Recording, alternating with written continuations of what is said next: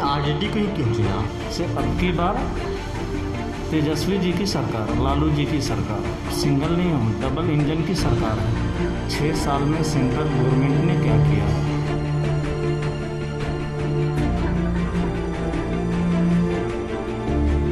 आदाब, नमस्कार। मैं हूं अकरम ज़फ़ीर और इस वक्त मेरे साथ हैं आरजेडी के नवनिर्वाचित एमएलसी फ़ारूक शेख। फ़ारूक शेख, आपका बहुत बहुत स्वागत हमसे जुड़ने के लिए। चलिए, आपका भी बहुत बहुत शुक्रिया। फ़ारूक शेख, आपकी पहले की जो तस्वीर थी वो एक सामाजिक कार्यकर्ता की थी। आखिर वो कौन सी स्थिति पैदा हो गई या आप आरजेडी में आप आ गए और एमएलसी बन गए? स्थिति पैदा नहीं हुआ, आरजेडी से तो हम लोग पहले से जुड़े हुए हैं और हमारे पूरे ख़ानदान पहले से हैं। जितने भी हमारे फादर अंकल वगैरह सब पहले से जुड़े हुए हैं। हम कोई नया नहीं हैं, पुराने हैं। जिस क्षेत्र से आप आते हैं, शिवहर से, उस क्षेत्र की हालत बहुत ही दयनीय है, बहुत ही ख़राब है। बहुत सारे एमपी आए चले गए, बहुत सारे विधायक आए चले गए, उस पर आप क्या कहेंगे? ये सवाल तो खैर आप लोग को उठाना चाहिए, लेकिन आप मेरे से सवाल कर रहे हैं तो उसका जवाब दे रहा हूँ आपको मैं। देखिए, रामा देवी जी बीजेपी का एमपी है और 3rd टाइम जीत के आई है। आज उधर का हालत देख लीजिए, रोडों का क्या हालत है। मोहम्मद सरफुद्दीन जो है जेडीयू का विधायक है, वो भी आप समझ लीजिए दूसरी टाइम वो जीत के आए हैं, ठीक है। लेकिन रोड ऐसा है जो आपको रोड के ऊपर रोड नहीं दिखेगा, वो नहर दिखेगा, नदी दिखेगा। वो स्टार्टिंग है बारिश का भी। हम तो कल ही शिवहर जाके आए हैं, कल ही शिवहर गए थे, तो हमको तो रोड कहीं नज़र नहीं आया, खड्डे और सिवाय पानी भरे। आप शिवहर वासियों के लिए क्या करेंगे? शिवहर वासियों के लिए हम आने के बाद हम तो अब आ गए हैं, अब हमारे ऊपर जिम्मेवारी यही है से जितने भी जो लोग काम नहीं किए हैं, जो छूटे हुए काम सब हैं, वो सब काम मुझे करना है। रोड के काम हैं, जितने भी रोड जो आज टूटे फूटे गली है, सब गटर बने हुए हैं। हर जगह पे आप देखो तो पूरे खड्डे खड्डे हैं, रोड का नामो निशान नहीं है। तो पहला ध्यान रहेगा जो रोड बन जाए, लोगों को तकलीफ़ ना हो, हॉस्पिटल जाने में, आने में, स्कूल जाने में बच्चे को तकलीफ़ ना हो, कारोबार के लिए जो जाते हैं उनको तकलीफ़ ना हो। तो आपने आरजेडी को ही क्यों चुना? बहुत सारी पार्टी थी यहाँ पे, बिहार में भी या स्टेट लेवल, सेंट्रल लेवल पे। जितनी भी पार्टी है वो सिर्फ झूठी पार्टी है, जो झूठ बोलने वाले, सिर्फ झूठ बोलने वाले, काम करने वाले नहीं हैं। आप तो चले जाते हो 15 साल पीछे। 15 साल आपके पास था ना, 15 साल में आपको बताना चाहिए ना से आप जनता के लिए क्या किया है, बिहार वासियों के लिए आपने क्या किया है। आप चले जाते हो लालू जी के पास 15 साल 20 साल पीछे। अरे लालू जी ने क्या किया नहीं किया उसका काम आपका नहीं, अब ख़त्म हो गया। उनको जनता ने या जो भी जवाब दे दिए उनको, इसके लिए आज 15 साल से हम लोग बाहर हैं। लेकिन ये 15 साल की जिम्मेवारी किसकी थी? आप सत्ता में हो ना, और आप सिंगल नहीं हो, डबल इंजन की सरकार है। स्टेट में भी हो, सेंट्रल में भी हो। आप जनता तो उसे चुन रही है ना, फिर भी जनता चुन रही है नहीं है, जनता को गुमराह किया गया है। जनता को जाति धर्म के ऊपर बांट करके आप देख लो तो गुमराह, सिर्फ गुमराह कर रहे हैं, काम नहीं कर रहे, और जनता उसी में गुमराह हो चुकी है। लेकिन अब जनता को भी समझ में आ गई है से ये दोनों पार्टी कुछ करने वाली नहीं है, तो पूरा जनता का मूवमेंट ही चेंज हो चुका है। से अब की बार तेजस्वी जी की सरकार, लालू जी की सरकार। आप मुंबई में लॉकडाउन के दरमियान बहुत सारे लोगों की मदद करते हुए नजर आए, बहुत सारी तस्वीरें वायरल हुई। तो आपको लगता नहीं है कि बिहार में बेरोज़गारी बहुत है? अगर बेरोज़गारी है आपकी नज़र में, तो आप अपने क्षेत्र के लिए क्या करेंगे? हर इंसान का कर्तव्य है एक दूसरे के काम आना, वो आपका भी हमारा भी। जो लेवल पे है उसी लेवल पे एक दूसरे को मदद करना, वो हमारा कर्तव्य था, हमारा फ़र्ज़ था, जो हम एक दूसरे के लिए काम पे आ गए। ये हमारे लिए सौभाग्य की बात है। सबने किसी को मदद कर दी अपने हमारे थ्रू। क्षेत्र में जो बेरोज़गारी है आपकी, उस पर क्या करें? हाँ, ये बेरोज़गारी के लिए तो कुछ हम लोग को सोचना है, उसी की सोच लेकर ही आए हैं। वही सोच लेकर के आए हैं यहाँ पे से भाई काम करना है, कुछ रोज़गार का ज़रिया होना चाहिए।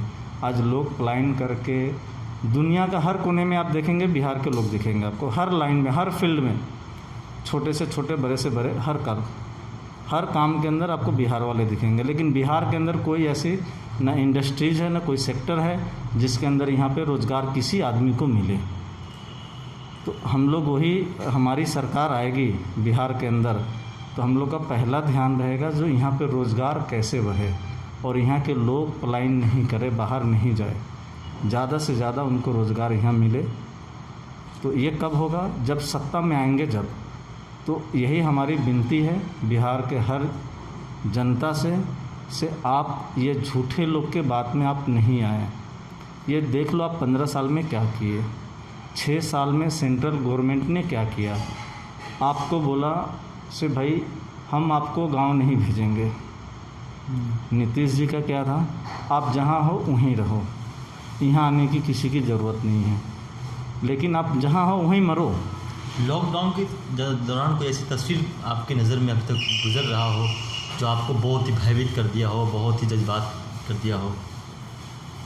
कुछ तस्वीर तो आप लोग भी देखा होगा, जो लोग भूख के वजह से परेशान हो करके अपने बच्चे को ले करके, कोई कांधे पे, कोई पैदल गोद में उठा करके, सब रोड के पैदल भाग रहे हैं, गांव जा रहे हैं पैदल। जिसको आप देखो तो आपकी खुद की आंसू आ जाएगी।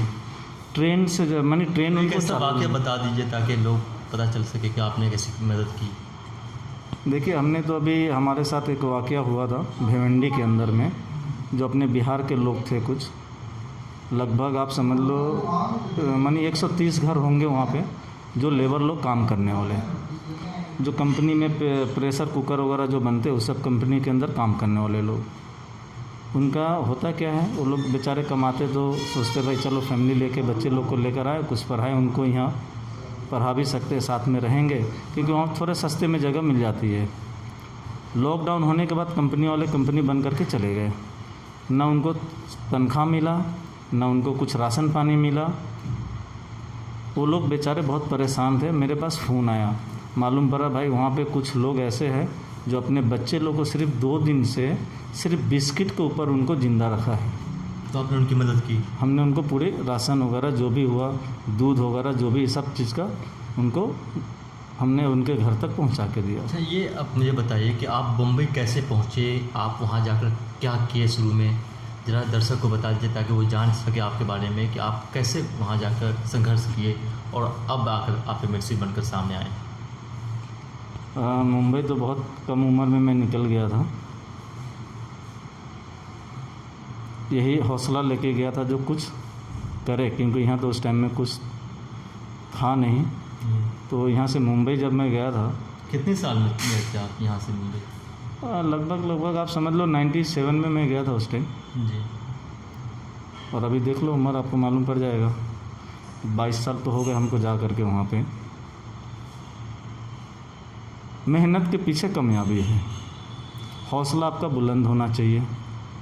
मैं हर युवा से यही बोलूँगा, हौसला मत हारो, किसी के झूठे वादे पे मत आओ, अपने बदौलत आप खड़े हो जाओ। दिल्ली हो, मुंबई हो, अपनी जगह पे हो, कहीं भी। क्योंकि हम भी यहाँ से जाने के बाद हमारे कुछ बैकिंग सपोर्ट नहीं थी मुंबई में। हम तो एक बाइक का काम करते थे, वहाँ जाने के बाद बाइक का काम किए, उसके बाद सूट कवर का सेल्समैनी किए, फिर बैग में आ गए। और ये अच्छा मानी अच्छे नीयत से काम करोगे आप तो अच्छा सफलता मिलेगा आपको। नीयत अपनी अच्छी होनी चाहिए, ये नहीं से मैं किसी का पैसा लेकर खा जाऊं, नीयत अच्छी रखो आप। तो आपने कभी सोचा था ऐसे कि दिमाग में कभी ख्याल आया था कि हम एमएलसी बन के अपने क्षेत्र में जाएंगे, अपने बिहार जाएंगे? जब कुछ आप समझ लो, यहाँ कंटिन्यू हमारा घर से तो आना जाना जुड़ा हुआ है ही। यहाँ आने के बाद जो है ना, फीलिंग ये होती थी जो भाई हम जो तकलीफ़ में गए हैं यहाँ से मुंबई, जो मुंबई गए, तो ये रोज़गार हमको बिहार में अगर किसी को मिले तो मुंबई या दिल्ली कलकत्ता भागने की ज़रूरत नहीं है। तो काम कैसे होगा? तो ठीक है, कुछ पार्टी ज्वाइन करनी चाहिए। तो लगभग हम ये आप पॉलिटिक्स में आप समझ लो कई सालों से हम फील्ड में लगे हुए थे, काम कर रहे थे, और अभी जाके सफलता मिली है। तो आने वाले वक्त में जो बच्चे बहुत सारे एक नाकामी की वजह से खुदकुशी कर लेते हैं, फांसी लगा लेते हैं। आप उन्हें कैसे क्या मैसेज देंगे? मैं बोलूँगा बिल्कुल से आप अपनी हिम्मत मत हारो। संघर्ष के पीछे ही कामयाबी है, सफलता है। आप अपनी कभी भी मत सोचो से आज तकलीफ़ है, आज खाने के लिए नहीं, आपके पास नौकरी नहीं है, हिम्मत मत हारो। अपना हौसला तो अपने पास है, हौसला तोड़ना नहीं है। आप अपना हौसला तोड़ लोगे, अपने घर वाले को साथ में लेके जा रहे हो, आप खुद तो चले जाओगे लेकिन पीछे छोड़ जाओगे अपने माँ बाप को, अपने बच्चे को, अपने भाई बहन को, वो कितने तकलीफ़ में रहेंगे। तो ये बिल्कुल ही नहीं सोचना है आपको कभी भी से मैं ये कदम उठाऊं, बिल्कुल ही नहीं सोचना ही नहीं है आपको। आप मेहनत करो, छोटे सा जो भी है छोटा काम स्टार्ट करो, नौकरी कर लो कहीं पे, आप छोटे से स्टार्ट करो। कोई काम छोटा नहीं होता, हर काम बड़ा है, हर काम जो होता है बड़ा काम होता है, छोटा कोई भी काम नहीं होता है। मेहनत करो, लगन से आप करो। आप जिसको मानते हो, हम अल्लाह को मानते हो, आप भगवान को मानते हो, उनके पीछे कामयाबी है, अल्लाह देने वाला, भगवान देने वाला है। पर सही नीयत से काम करो। आप जिस क्षेत्र से आते हैं वहाँ स्कूल की हालत बहुत ही ख़राब है। बच्चे वहाँ एजुकेशन हासिल न करके स्टेट में आते हैं, राजधानी में जाते हैं, बहुत सारे लोग दिल्ली बम्बई जाते हैं, उस पर क्या कहेंगे आप? ये तो बहुत कमी है, आने दीजिए हमारी सरकार, ये सब कमी को दूर करेंगे हम। अगर सरकार नहीं आई तो फिर भी काम करेंगे, जहाँ तक हो रहा आज कर रहे हैं। पूरी हमारी टीम आप देख लीजिए, पूरे आरजेडी में जितने भी लोग हैं काम तो कर ही रहे हैं। लॉकडाउन में काम किया, नीतीश जी तो 90 दिन घर में थे, आने वाले तेजस्वी जी या जिसको भी देखो आप काम ही कर रहे हैं, ऐसा तो नहीं है बैठे हुए घर में, काम किए, जहाँ तक हुआ फ़ोन पे हो, जैसे भी हो काम कर रहे हैं, हर लोग काम कर रहे हैं। आने वाले वक्त में विधानसभा चुनाव है, इसको लेकर आपकी क्या तैयारी चल रही है? लक्ष्य एक ही है, हर सीट के ऊपर जीत हो।